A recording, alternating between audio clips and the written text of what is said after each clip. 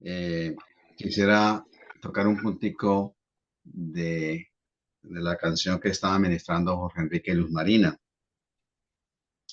La palabra kadosh en el hebreo significa santo.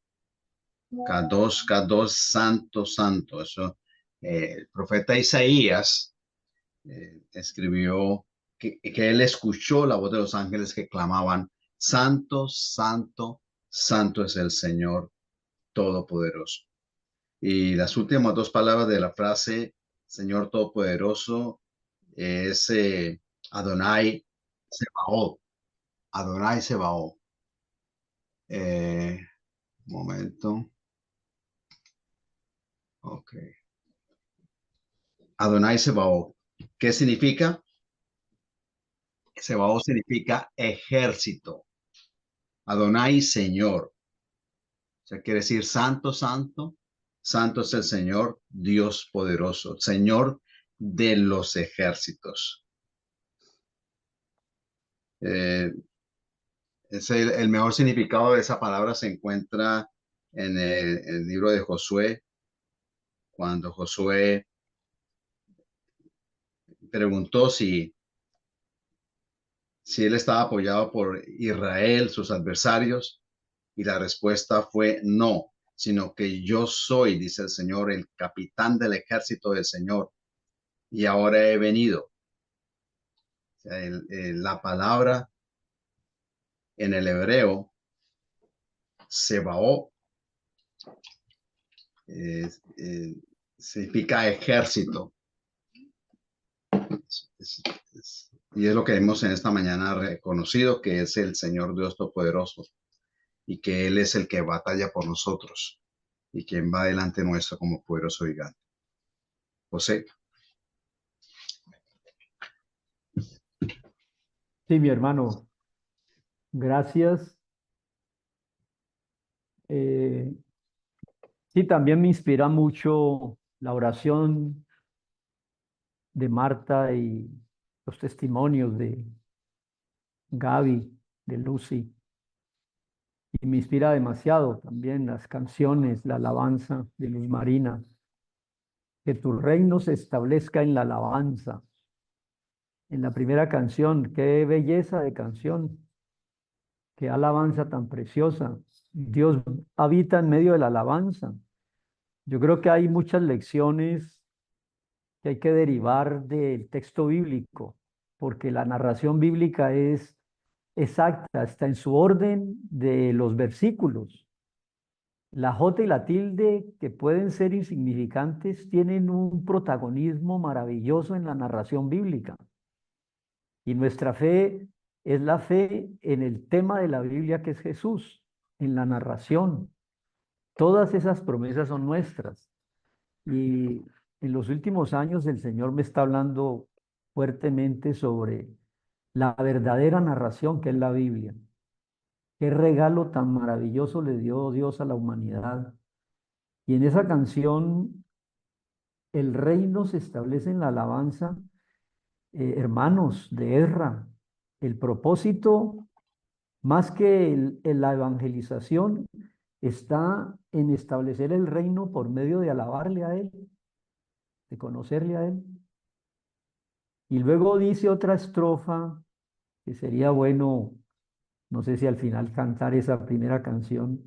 Mi porción es exaltarte, mi porción, mi tarea, lo que me tocó a mí y a nosotros en Erra, es conocerle para exaltarle, que es lo que decía Martica al principio, la santidad. La vida tiene ese gran propósito, el que Él crezca en nosotros y nosotros menguemos, y citó a Abraham en el Génesis 17, andad delante de mí y sed perfectos. Perfectos es rendidos totalmente a Él. Entonces, mis hermanos, yo creo que tenemos una dieta espiritual muy balanceada cuando entendemos que la palabra es una narración exacta donde no hay ningún tipo de error, hasta el orden de los versículos, créanme.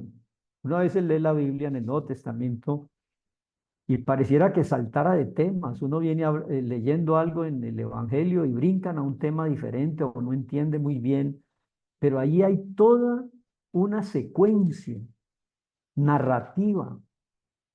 Y para que haya narración tiene que haber un nudo, un desarrollo y un desenlace. Y en la Biblia hay exactamente esas características de la narración. Un tema general, Dios quiere rescatar al hombre.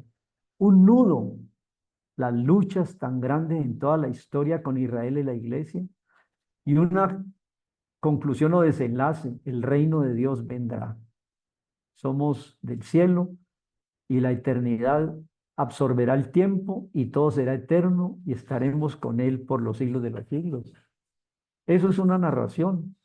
Un título o nudo, un desarrollo o desenlace y una conclusión hermosa. Con eso en mente, yo quiero hacer una lectura, mi querido Gabriel, una lectura de Mateo 14, 15, 16 y 17, 4 capítulos, pero mirando en esos 4 capítulos la narrativa divina. No son sucesos aislados en esos 4 capítulos, sino que hay una cadencia, hay una narrativa, hay una secuencia, es una película. Esos 4 capítulos y toda la Biblia es una película que tiene el nudo, el desarrollo y el desenlace. Y si me permiten, espero que el Señor nos hable esta mañana y entendamos que hacemos parte de una narrativa donde nos incluyó como iglesia para estos tiempos finales. Entonces, el capítulo 14, si ustedes tienen sus Biblias, siempre me gusta el texto más que las Biblias electrónicas. Me encantan las páginas. El título en el capítulo 14 de Mateo es La muerte de Juan el Bautista. Pues aquí, después ustedes tendrán toda la oportunidad de decirme si sí o si no están de acuerdo, pero aquí es donde termina el Antiguo Testamento, en la muerte de Juan el Bautista. Aquí termina el Antiguo Testamento y empieza el ministerio de Jesús. Por lo menos eso es lo que nos enseñan los evangelios, ¿no? Muerto Juan Bautista, empezó Jesús su ministerio. Así que les invito a que miremos el último personaje del Antiguo Testamento, Juan Bautista, capítulo 14.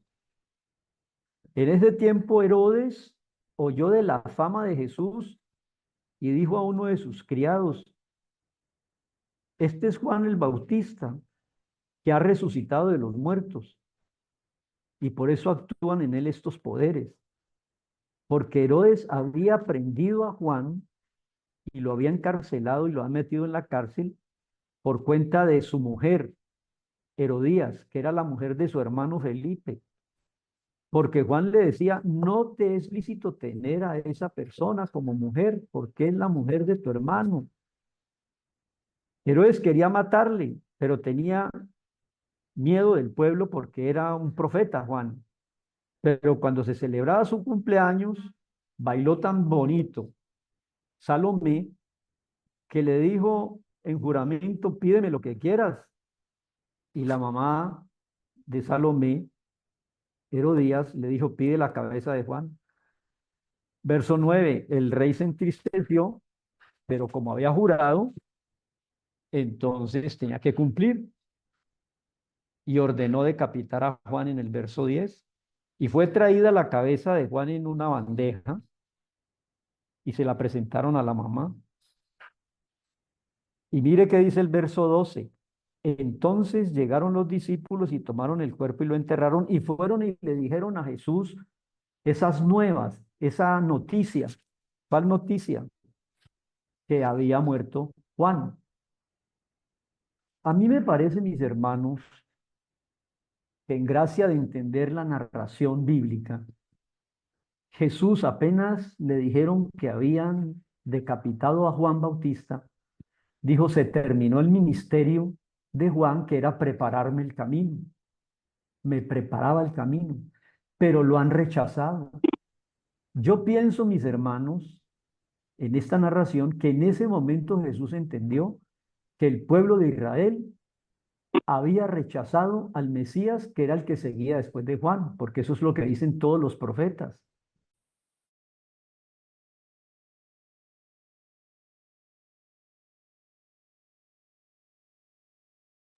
Tiene el micrófono cerrado, Cerró José. José, se cerró el micrófono. Bueno, ustedes me perdonan a mí todos estos errores técnicos. No sé en dónde quedé. Volvemos a empezar. No era mucho, no era Empecemos mucho. otra vez, Mateo No 14. era mucho. No, entonces cuando le llevan la cabeza o cuando le dan a Jesús el anuncio de que había sido decapitado Juan, Jesús entendió que terminó el ministerio del precursor, porque Juan era el que preparaba el camino del Mesías y Juan era el Elías que esperaban. Inclusive que a Jesús le hacen la pregunta, ¿no? Si tú eres el Mesías, ¿dónde está Elías? Porque todos los profetas dicen que Elías vendría primero. Y él les dijo, pues él vino y ustedes no lo identificaron y entendieron que era Juan Bautista. No es que haya reencarnación, aunque los judíos sí creen en la reencarnación. No veo a Neri aquí en la mosaico, pero eso fue una sorpresa. Un día tendríamos que hablar por qué creen ellos en reencarnación, pero reencarnan en personas, ¿no? No en animales como los budistas o los hinduistas. Bueno, pero no nos vamos del tema. El caso es que Jesús, al darse cuenta que ha muerto Juan, se dio cuenta de dos cosas. Una, que los judíos no habían creído en el bautizo de arrepentimiento de Juan, porque lo encarcelaron. Y dos, que los judíos rechazan, escúcheme lo que digo, el mensaje ético y moral, porque Juan era capaz de señalar a Herodes diciéndole que tiene la mujer que no te pertenece. Y Herodes lo escuchaba con atención, pero quería matarlo. Entonces, mis hermanos, la gente rechaza el mensaje de Jesús y de la Biblia porque es un mensaje de demandas morales. Por eso la gente se inventa religiones que no tengan demandas morales, donde se ha aceptado todo, donde todo valga. Pero el Dios nuestro, el eterno, el Elohim, el Shaddai, el Hashem, es un Dios que pide que seamos perfectos y santos para Él. Y eso es lo que la gente rechaza. Entonces Jesús fue consciente de eso y empieza su ministerio allí. Marcos lo dice claramente, una vez terminó Juan, empezó el ministerio de Jesús. Y miren ustedes el versículo 13. Él ve a la gente con necesidades materiales y les indica en ese milagro de la alimentación de los 5,000, la multiplicación, les indica que Él es el proveedor. Y allí hay una cosa curiosa, pero la quiero dejar pasar para otras oportunidades de que miremos esta narrativa como un bosquejo del ministerio de Jesús. Luego en el verso 22, capítulo 14, pues se presenta uno de los milagros de Jesús que yo más he cuestionado en mi vida cristiana. Camina sobre las aguas. No sé si a ustedes, hermanos, les parece o piensan igual, que a mí ese milagro siempre me llamó la atención porque yo decía, es como una manifestación demasiado ostentosa y que no tiene ningún beneficio, que camine sobre las aguas, imagínense. Ahora, cuando él resucita a Lázaro, tiene un propósito. Yo soy la resurrección y la vida. El que muera y cree en mí, no morirá eternamente. ¿Crees eso, Marta? María. Entonces me parece que hay una causa-efecto. Resucito a Lázaro y les hablo que yo soy la resurrección. Cuando multiplica los panes y los peces, hay una causa y efecto. Les dice, hombre, no solo de pan se vive, yo soy el proveedor, yo soy el pan que descendió del cielo. Cuando le abre los ojos al ciego, dice, yo soy la luz del mundo. Pero ¿por qué camina sobre las aguas?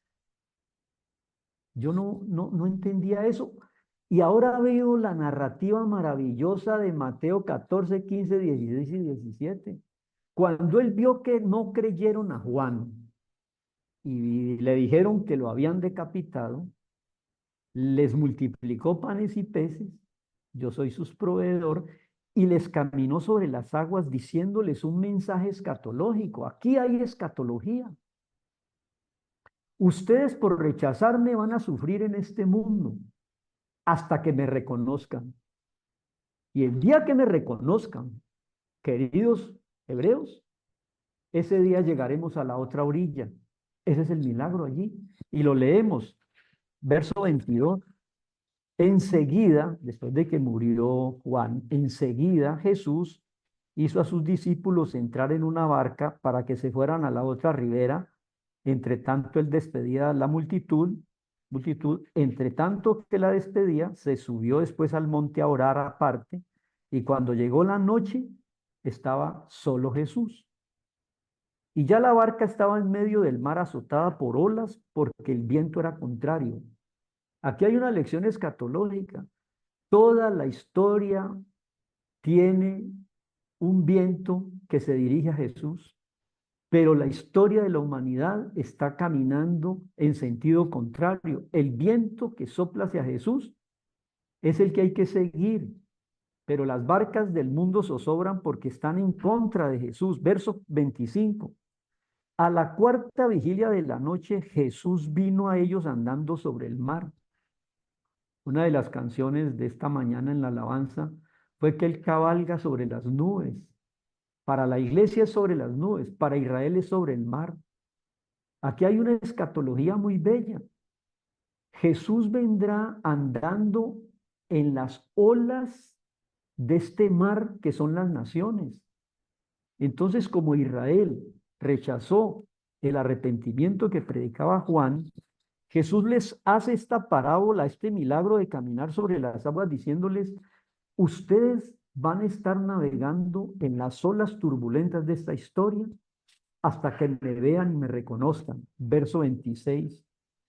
Viendo los discípulos que andaba sobre el mar, se turbaron y vieron un fantasma y dieron voces de miedo.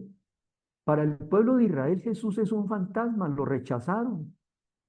Pero aquí en medio de la turbulencia de la historia que les va a tocar vivir en la tribulación, lo van a ver como un fantasma. El 27, Jesús les dijo, no teman, yo soy. El que ustedes buscan es el yo soy, pues ese soy yo. No teman. Dicen los estudiosos que el no temáis aparece 365 veces en la Biblia, como quien dice una para cada día, porque cada día nos levantamos temerosos y tenemos que entender que Él es el gran yo soy. Entonces, los discípulos en la barca, luchando contra las olas, porque el viento era contrario, olvidados de Jesús, zozobrando en esta historia de Hezbolá, Hamas e Irán, tienen un día que reconocer al que rechazaron y lo verán como un fantasma. Entonces Pedro le dijo, Señor, si tú eres el que es de verdad, manda pues que yo vaya. Le dijo, ven, y descendió.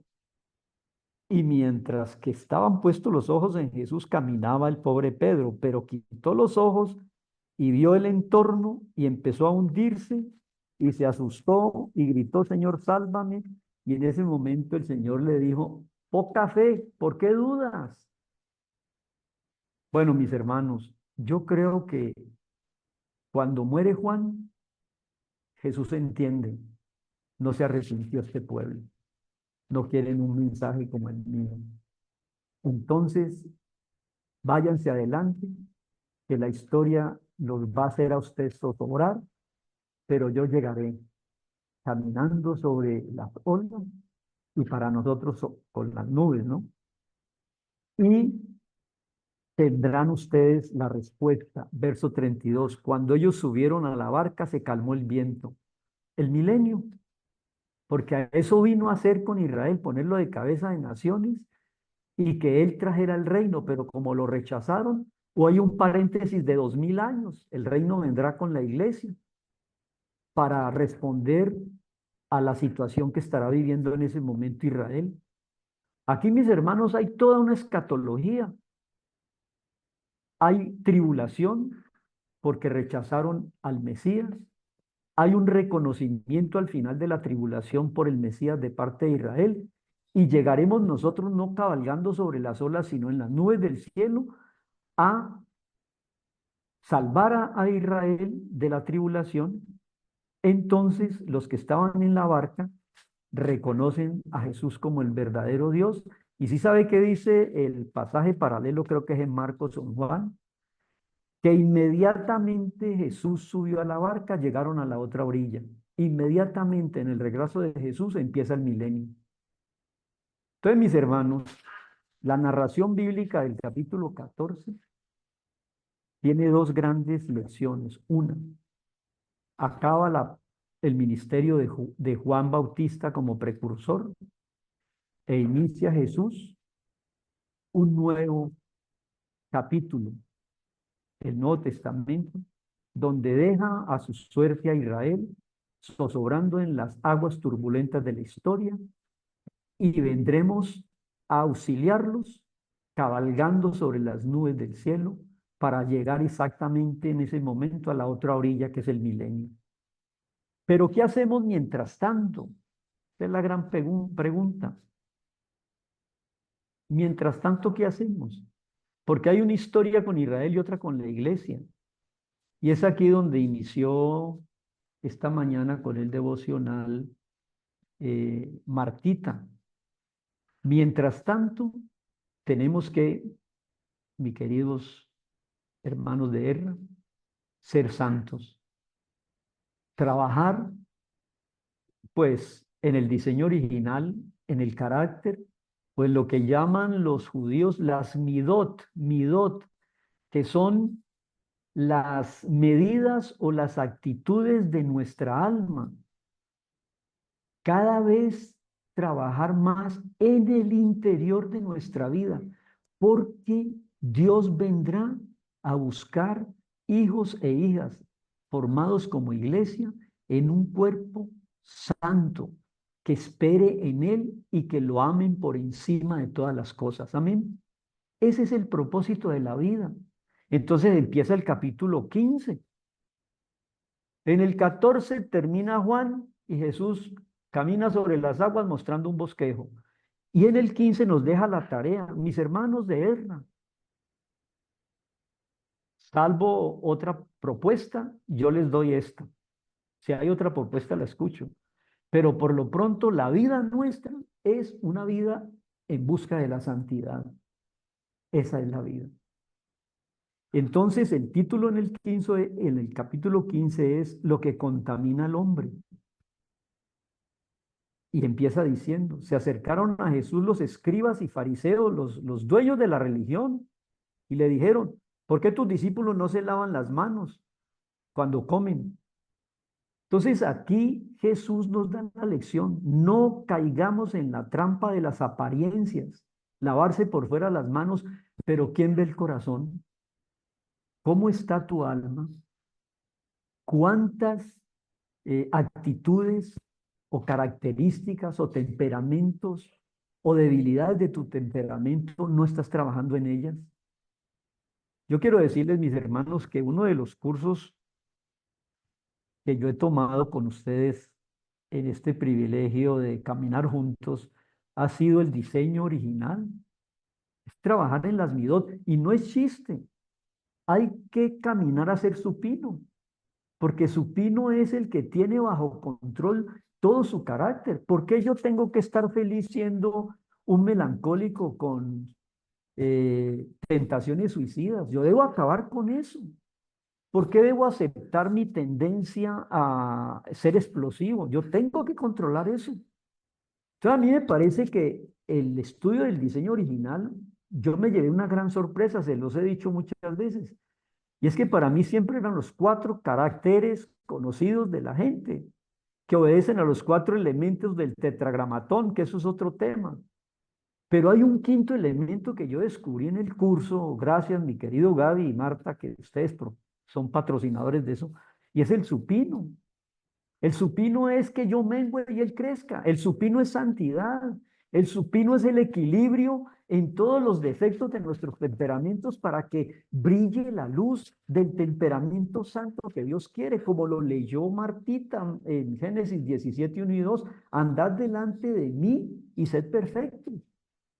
Dios no cambia el método, mis hermanos de guerra. El método de Dios son los hombres que interiormente trabajamos, y ahí está el capítulo 15. Si quiere lo leemos rapidito, verso 3. Jesús les contestó: ¿por qué quebrantan ustedes los mandamientos de Dios con sus tradiciones? Ustedes ven que se lavan las manos por fuera y por dentro, ¿quién los ve? Y después les dice, y eso quiero saltar al verso 7, 7, 8 y 9. Ustedes son hipócritas, se lavan por fuera. Bien profetizó de ustedes Isaías, verso 7, cuando dijo: este pueblo es de labios que me honra, pero ¿qué con tu corazón que está tan lejos? Mis hermanos, esa es la tarea. La tarea no es la gran comisión. La gran comisión es el resultado de la tarea que es ser santos. Hermano, el que alumbra en las tinieblas, créamelo, créamelo, mi hermano. Tenemos todos aquí 50 años de caminar y hemos trabajado activamente en la gran comisión. Pero ahora, después de 50 años, yo he tenido que poner freno de mano y darme cuenta: José, tienes que arreglar muchas cosas de tu carácter, de tu temperamento, y buscar de mí y ser santo para poder ser eficaz. Este pueblo me honra de labios, pero su corazón. Y el verso 9: en vano me honran enseñando como doctrina mandamiento de hombres. Y da una clave maravillosa, mis hermanos. La clave de toda la vida está en el verso 10. Quien creyera. El verso 10 le dijo a toda la multitud: oigan y entiendan. ¿Saben por qué, mis hermanos? Porque lo que uno ve no lo entiende, pero lo que uno oye sí lo entiende. ¿Y qué debe oír? Los noticieros, las ideologías, no, oír la palabra.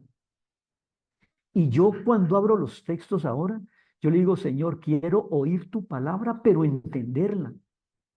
Yo no quiero ver. ¿Por qué no ver? Porque ver no produce fe. Escúchenme, mis hermanos. Ojalá digas, no sé, estas frases para mí se vuelven carne, ¿no? El que ve no tiene fe, pero el que oye la palabra sí. Hay que oír, no ver. ¿Por qué? Ustedes se acuerdan que la época de más grande cantidad de milagros fue los 40 años de milagros diarios en el desierto. Y todos vieron los milagros cada día de maná, de nube de nube de nube de humo y de columnas de fuego, y que no se les dañó las sandalias, y que tenían agua en la travesía. Pero todos murieron por incredulidad, pero vieron 40 años cosas. Entonces la tarea de ver ya quedó chuleada, no sirve para la fe. ¿Qué es ilusionismo? Es mentira, ¿cierto? Pero la gente, ¿qué es visualización? La gente quiere proyectarse a ver. Eso es hinduismo, eso no es fe. Fe es oír. ¿Qué es espejismo? En el desierto hay espejismos y se ven oasis en el desierto y corren allá y no hay nada. La fe viene por el oír. Por eso ese versículo 10, mis hermanos: oír y entender, dijo Jesús. Entonces la santidad no viene por ver, sino por oír la palabra. Y entonces dice el 11: no es lo que entra en la boca lo que contamina al hombre, es lo que sale por la boca lo que contamina el hombre. Pero los discípulos no entendían. Yo pienso que nos hace falta entender. Verso 12: Entonces, acercándose sus discípulos, le dijeron, ¿sabes que los fariseos se ofendieron con lo que estás diciendo? Entonces Jesús les dijo, toda planta que no plantó mi Padre Celestial será desarraigada. Dejadlos, son ciegos guías de ciegos. Y si un ciego guía a otro ciego, ambos caen en el hoyo. Pero miren el 15, le dijo Pedro, explícanos la parábola. O sea, Pedro no entendía. ¿Por qué no entendemos, hermano? Entonces Jesús le dijo, también ustedes están sin entendimiento. ¿No entendéis que todo lo que entra en la boca va al vientre y sale para la letrina? No entendemos eso. Pero lo que sale de la boca del corazón sale. Y eso es lo que contamina, porque del corazón es lo que sale, es pensamientos, homicidios, adulterios, fornicaciones, hurtos, falsos testimonios, blasfemias. Estas cosas son las que contaminan al hombre. Bueno, mi hermano, miren, en el 14 muere Juan, empieza Jesús, los alimenta y les da un bosquejo caminando sobre las aguas, diciéndoles, ustedes me rechazan, se quedan en las aguas de la historia, pero vendremos cuando no me vean como un fantasma, sino que me reconozcan como Dios, el yo soy, no temáis.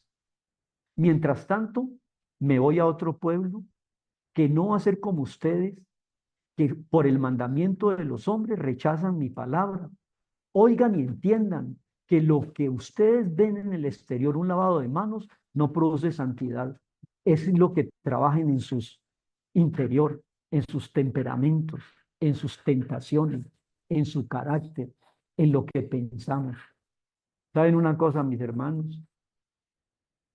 La ley ve los hechos, la gracia ve el corazón. La ley ve los hechos. ¿Por qué? Porque si nadie me vio que yo hice un hecho, no me pueden acusar. Y cuando me vean, tiene que haber dos testigos. Pero ¿quién ve mi alma? Usted puede verme aquí frente a ustedes en la pantalla, pero ¿cuáles son mis intenciones? Eso lo ve Dios. Por eso la gracia es mucho más demandante que la ley. Oísteis que fue dicho no adulteres. Sí, a mí nadie me ha visto en un acto de adulterio, ni me ha sorprendido. Pero yo les digo, el que mira en su corazón y desea, ya adulteró. Entonces, la gracia demanda más. Mis hermanos, veo la hora. Pienso que Dios ve el corazón. Entonces es allí donde está nuestra virtud ganadora. Somos lo que en oración delante de Dios, en nuestros devocionales, tiempos quietos y soliloquios, Él quiere hacer en nuestra alma. Y hermano, todo lo que hagamos en privado, Dios lo ve y lo recompensa en público. Entonces aquí lo que está dejándonos es una tarea muy bella en el capítulo 15. Y es la tarea de que Él crezca en nuestro interior, de llenura del Espíritu, de morir a nosotros para que Él viva, para ser instrumentos útiles. Mire, mi hermano, lo que Dios está buscando no es iglesias grandes, sino instrumentos santos. Créame, mi hermano. ¿Para qué iglesias grandes? Ahora, un instrumento santo produce ministerios grandes. Pero bueno, sigamos. Luego viene en esta narrativa que no es absurda. Ahora brincan a la fe de una mujer cananea o sirofenicia. ¿Sabe qué nos está diciendo allí? O le está diciendo a los... Porque Jesús vino a los judíos. Mire usted el verso 24.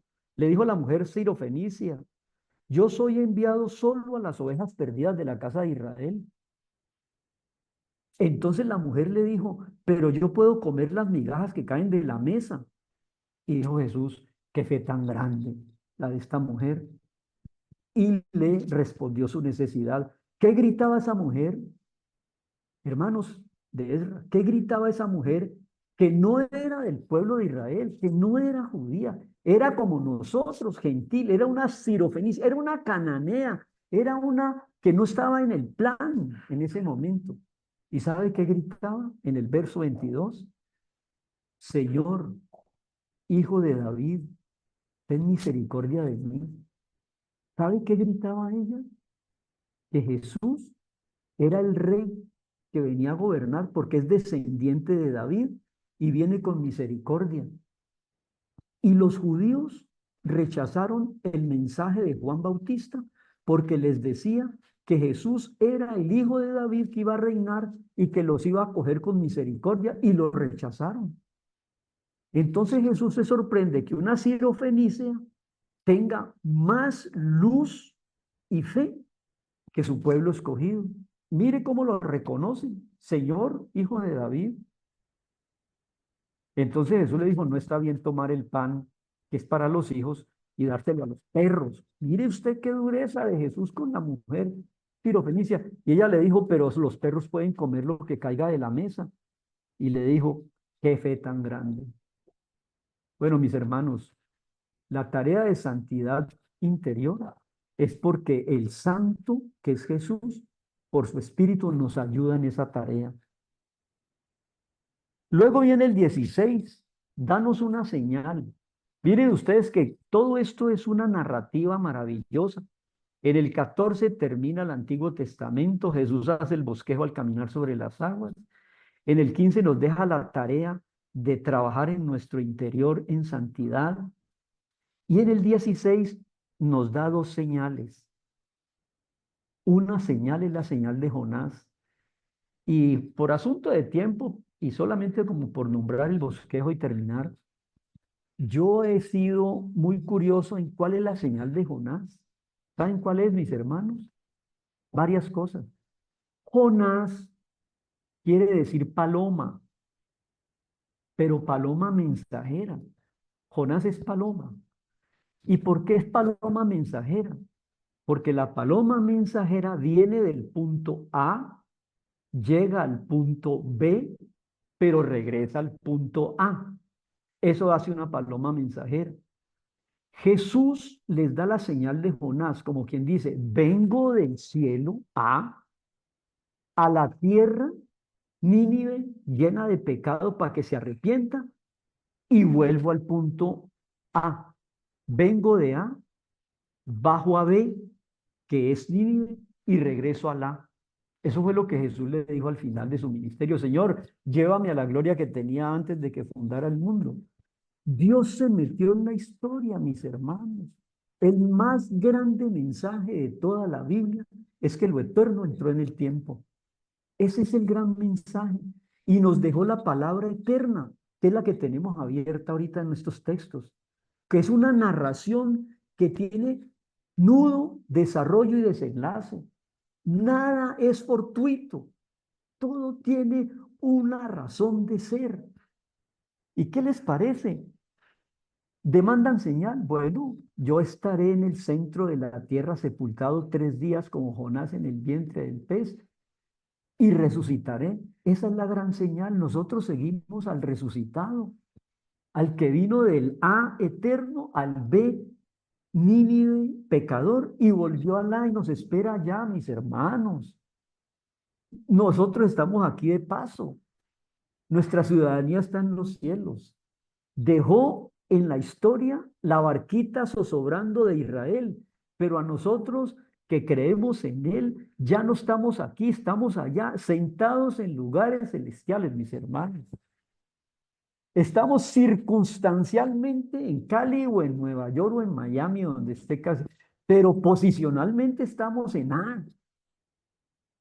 Somos palomas mensajeras en el momento de conocer a Jesús.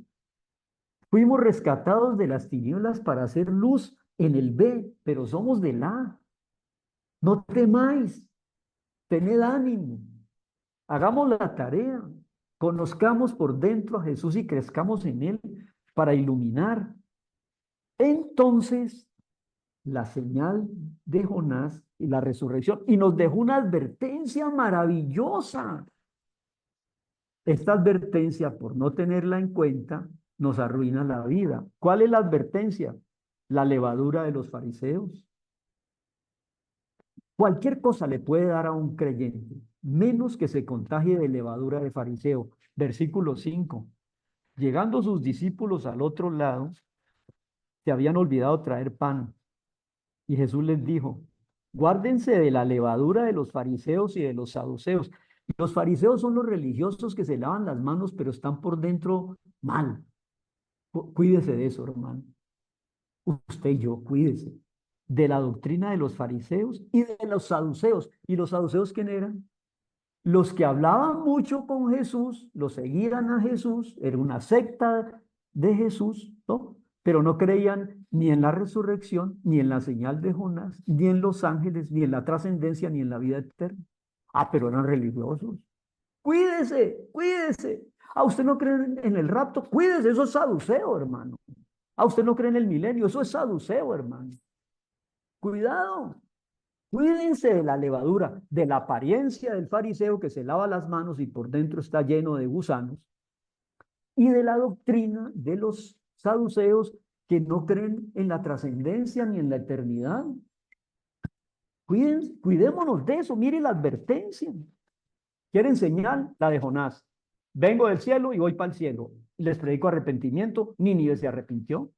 Hermano, el tema nuestro no es la gran comisión, es predicar el arrepentimiento. Vengan a Jesús que nos perdone y nos hace santos de dentro para afuera, no de afuera para adentro.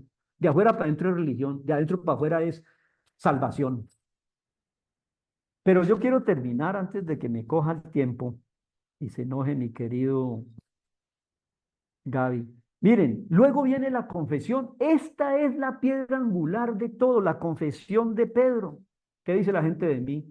Ah, que tú eres Jeremías. ¿Y ustedes qué dicen? Y nadie habló. Y Pedro soltó la perla más bella, por la que yo entregué mi vida, mis hermanos. Hemos hallado al Mesías. Hemos hallado a la paloma mensajera. Hemos hallado el que vino de la eternidad y se metió en el tiempo.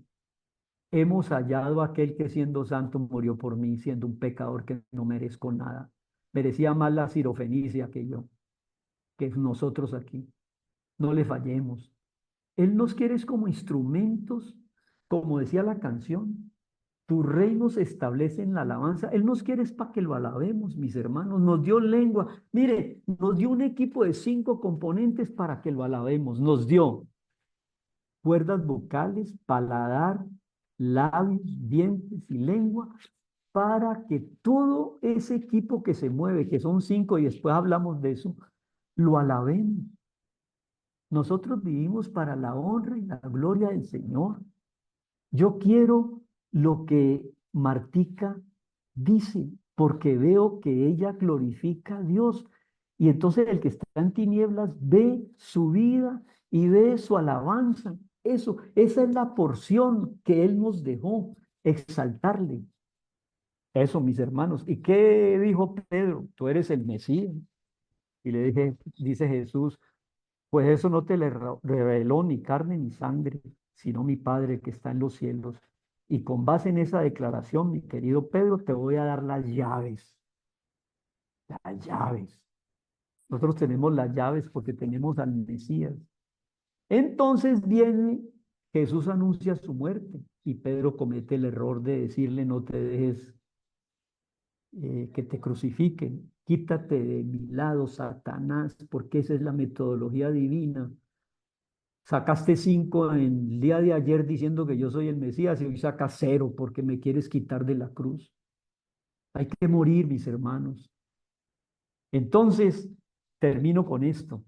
En el capítulo 17, repasemos. 14, muere Juan Bautista y empieza el ministerio con el bosquejo de caminar sobre el agua. 15, la tarea es trabaja tu interior. No te laves las manos, que adentro es que hay que trabajar.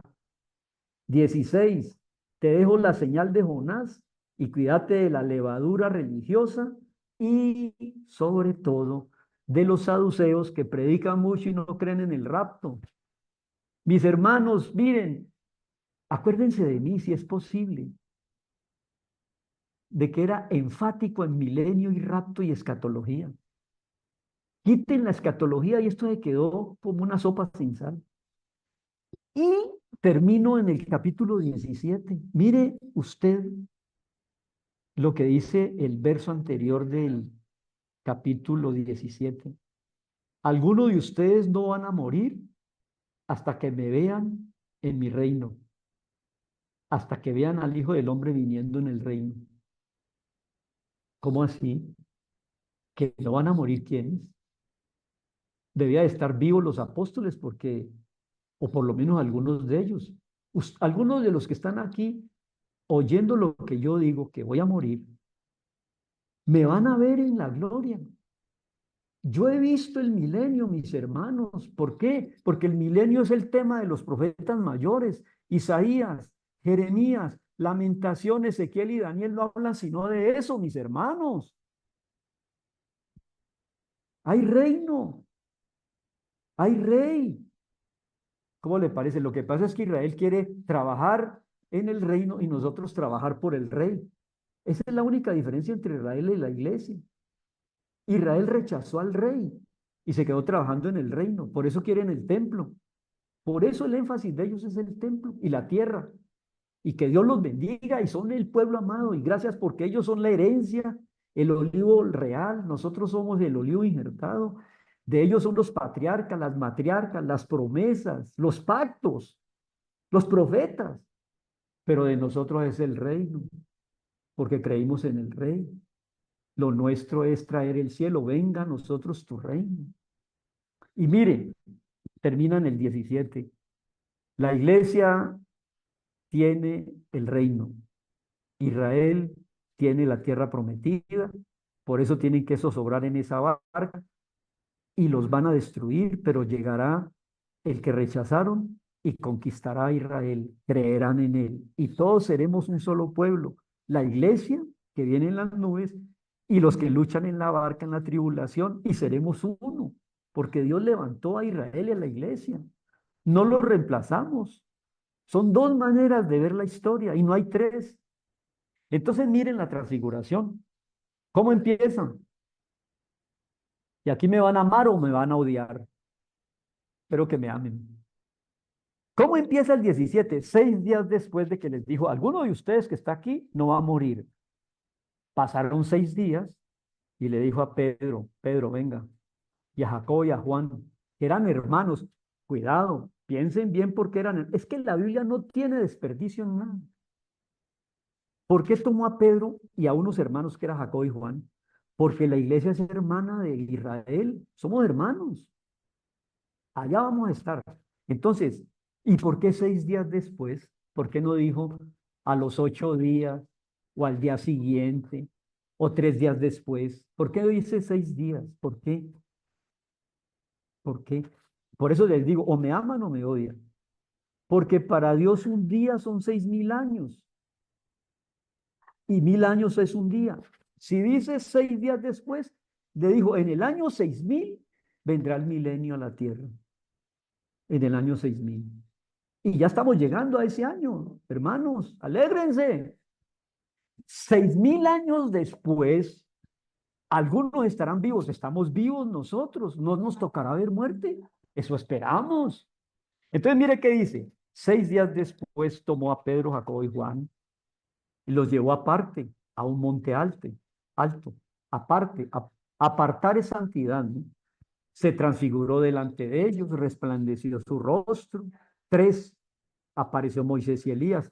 ¿Por qué aparecen Moisés y Elías? Porque toda la ley de Moisés habla de Jesús y toda la profecía de Elías habla de Jesús. Entonces ellos estaban diciendo, lo que yo les dije en la Torá, Moisés, y lo que yo les dije como profeta, aquí está cumpliéndose en este Señor. Y el 4, entonces Pedro dijo, este es el milenio. José, te vuelves hereje,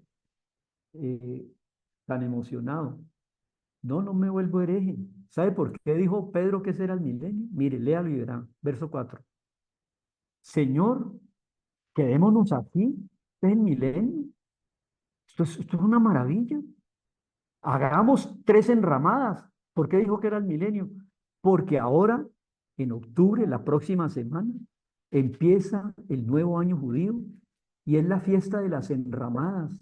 Es la fiesta de los tabernáculos que conmemora el paso de Israel 40 años por el desierto donde hubo provisión de maná, hubo agua todos los días, hubo nube, hubo fuego y no hubo enemigos que vivieron con la provisión de Dios 40 años. ¿Saben qué recuerda la fiesta de los tabernáculos? El paso del desierto. ¿Y sabe qué es la fiesta de los tabernáculos y el paso del desierto? El milenio. Cuando venga Jesús, Él será la provisión, Él será el maná, Él es el agua, no habrá enfermedad, no tendremos dolor, no se acabará la provisión, no se acabará la sandalia, viviremos con Él durante 1000 años. Cuando Pedro en el verso 4 vio a Moisés y a Elías y dijo, quedémonos aquí, hagamos 3 enramadas, esta es la fiesta de los tabernáculos, una para ti, otra para Moisés y otra para Elías. Y mientras hablaba, lo cubrió una nube y le dijo, este es mi hijo amado, óiganlo a él, óiganlo y entiéndanlo. Estos 4 capítulos es un bosquejo, entiéndalo. Pero ustedes tienen que pasar 2000 años para que yo regrese y se cumpla esto. Los dejo como iglesia. Entonces, no hubo otro remedio sino bajar y luego tienen que enfrentar lo que uno enfrenta cada día, mis hermanos, lunáticos. Eso es lo que dice el verso 14. Bajaron del monte de la transfiguración al valle de los lunáticos. Aquí nos dejaron, pero con toda esta fe. Entonces, recapitulo y termino. 14.